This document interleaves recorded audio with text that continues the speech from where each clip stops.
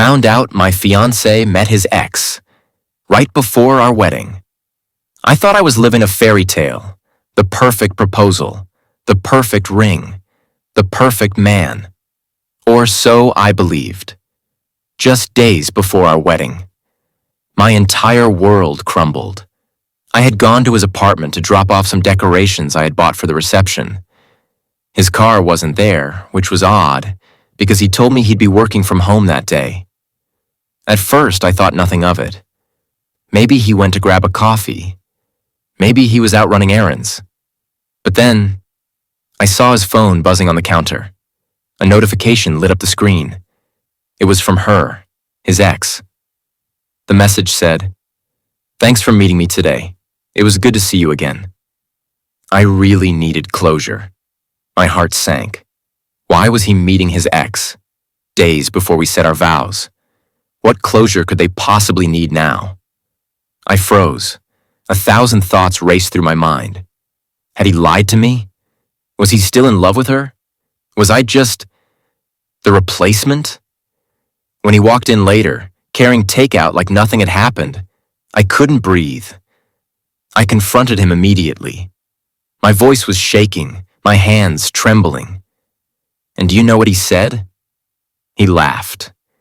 He said it was nothing, that he just wanted to make sure she had moved on, before he tied his life to mine. Moved on? Why did her feelings matter at all when he was about to marry me? Why was he seeking closure with her instead of celebrating the beginning of our forever? The trust we had built, shattered in an instant. I called off the wedding.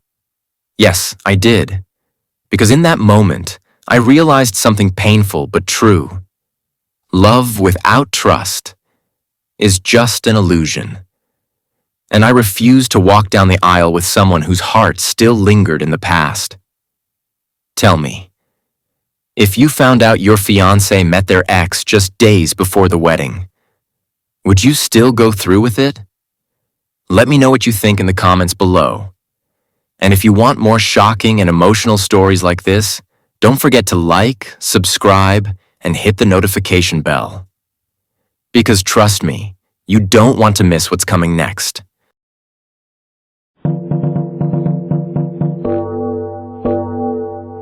My husband's sister got pregnant with his baby. Here's how I confronted him. I never thought my marriage would come crashing down this way. I never thought betrayal could cut this deep. For years, I believed I had married the love of my life, my best friend, my partner in everything. But one discovery shattered the very foundation of everything we had built together. It started with little things. My husband was more distracted, more distant, always finding excuses to stay out late or sneak away to take phone calls. At first, I brushed it off. I told myself I was overthinking, that maybe it was just stress from work. But deep down, my heart knew something wasn't right. And then, the unthinkable happened. One night, his phone lit up while he was in the shower. I don't usually check his phone, but something in me just knew. The message froze me. It wasn't from a random woman. It wasn't from a stranger. It was from his own sister. And the words made my blood run cold. I don't know how much longer I can hide this pregnancy. My hands trembled as I read it again and again. Pregnancy? With his baby? His own sister? I couldn't breathe. I couldn't think. It felt like the walls of our home were collapsing around me. I confronted him that very night. I waited for him in the living room, phone in hand, tears streaming down my face.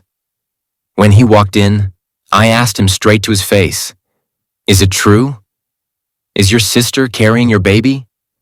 The silence that followed was louder than any scream. His face turned pale.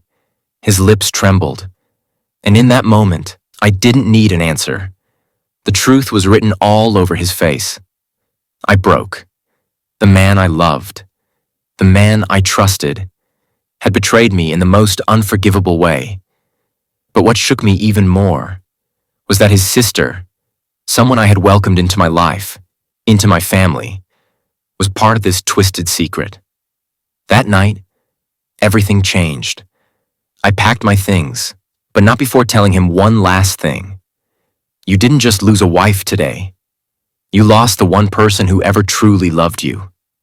The pain was unbearable, but I walked away. Because no matter how much it hurt, I knew I deserved better. Now I ask you, what would you have done in my place? Would you have confronted them differently? Or walked away like I did? Life has a way of revealing the truth, no matter how much people try to hide it. And sometimes, the truth is what sets you free. If you were moved by this story, don't forget to like, share, and subscribe for more real-life confessions. Your support means the world, and every story shared here reminds us that we're never truly alone in our struggles.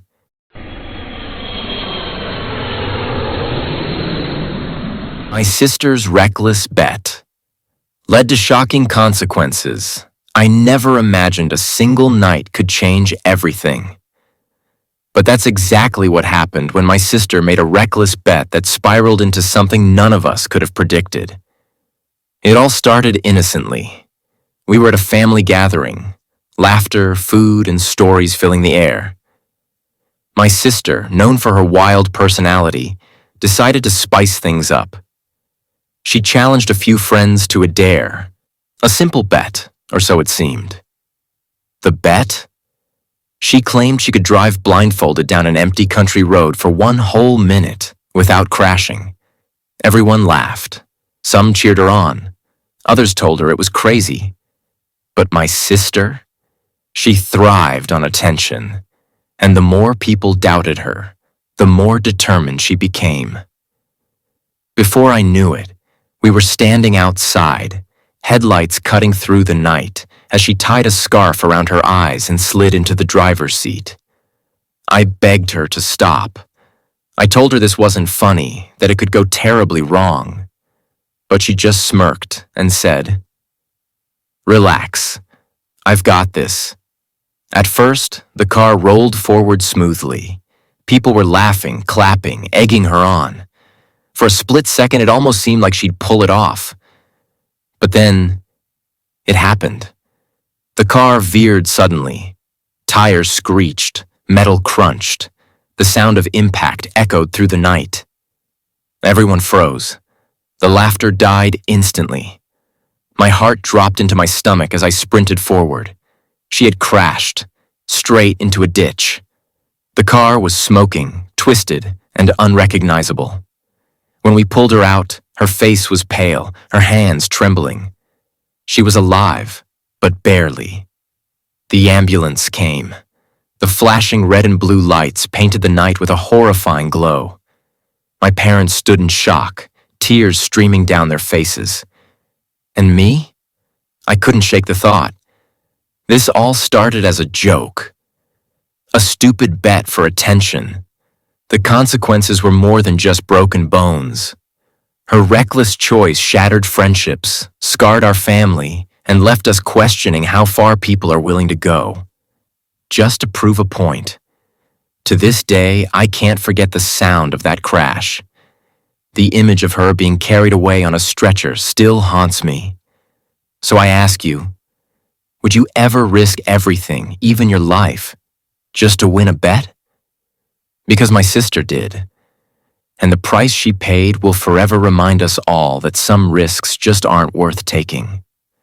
Thank you for listening to this story. If it made you feel something, anger, sadness, or even shock, don't just scroll away. Share your thoughts in the comments below.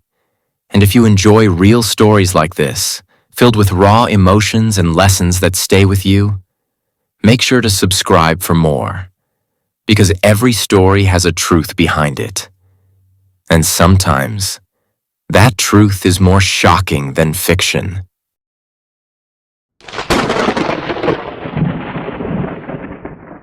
Moment I realized I was being used. I always thought love was supposed to feel safe, comforting, like home. But what happens when the very person you trust the most is the one tearing you apart from the inside? For months, I convinced myself that what I had was real, that every smile, every word, every "I love you" was genuine. But deep down, something felt off. Something in my gut whispered that things weren't adding up. It started small, little favors here and there. "Can you cover this bill for me? Can you help me out just this once?" And I told myself, that's what partners do. They help each other. But then, just once became again, and again became always. Suddenly I was carrying the weight of everything, financially, emotionally, mentally, and they were just taking. The breaking point came one night. We were at dinner, laughing, or at least I was trying to laugh. They excused themselves, leaving their phone on the table. And for some reason, I looked. What I saw shattered everything. Message after message, talking about me, not with love, not with affection, but as if I were some tool, a provider, a backup plan, someone to use until something better came along. My heart stopped. In that moment, I realized I wasn't their partner. I wasn't their everything. I was just convenience. I was being used. Do you know the feeling of being in love with someone who only loves what you can give them? It's like drowning, while they watch from the shore, smiling. I walked out that night. No explanations, no tears in front of them. Just silence. Because sometimes, silence speaks louder than 1,000 screams. And now I ask you, have you ever realized too late that someone you trusted was only using you? How did you handle it? Because for me, the moment I realized I was being used was the moment I finally chose myself. So if you're watching this right now, let me tell you something. You are not an option. You are not a backup plan, and you are not disposable. Never forget your worth. And if someone can't see it, then they don't deserve you. Thank you for listening to my story. If it touched you, don't forget to like, subscribe, and share your thoughts in the comments. Your story might just help someone else who's going through the same pain.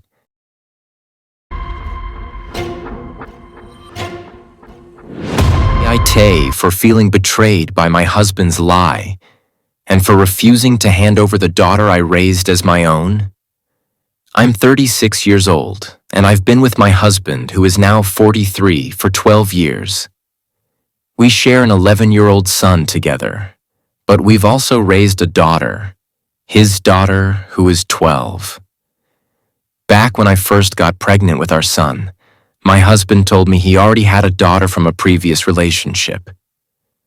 The timing felt suspicious. She was born not long after we started dating, and I was crushed. For years, I believed I had been the other woman, that I had broken up another family, that I was a homewrecker.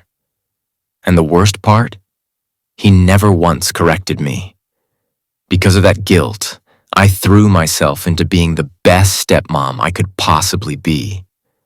I was only 24 at the time and terrified, but this little girl became my daughter. I did everything for her.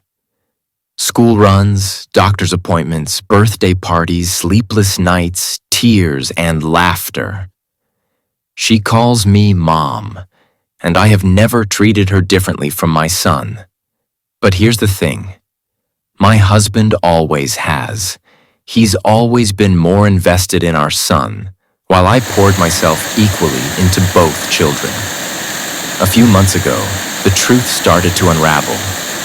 His younger sister, 26 years old, came back into our lives after years of barely speaking to us.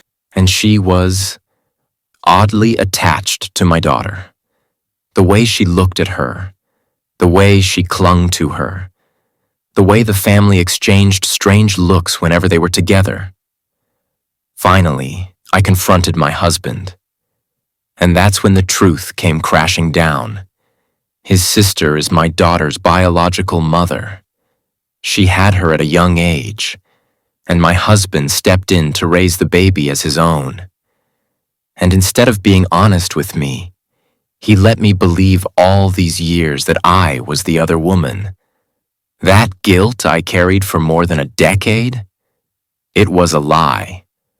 But now his sister is engaged and in a stable relationship. And suddenly, she wants her daughter back. And my husband's reaction? He just shrugged and said, "Maybe it's for the best." My heart shattered. My daughter doesn't know the full truth yet, but she feels something is wrong. She overheard us arguing and had a meltdown, sobbing, begging me to tell her I'm her mom. And I told her, "Yes, I'm your mom." Because in my heart, she is. I've raised her, loved her, fought for her. She's my daughter in every way that matters. But now it feels like my husband and his family see me as disposable. So I have to ask, am I really the bad person here? Am I wrong for refusing to just step aside and let his sister take back the girl I've raised as my own? What do you think? Was I betrayed? Or should I accept that biology is more important than the years I've spent being her mother? Let me know your thoughts in the comments. And don't forget to like, share, and subscribe for more real-life stories just like this one.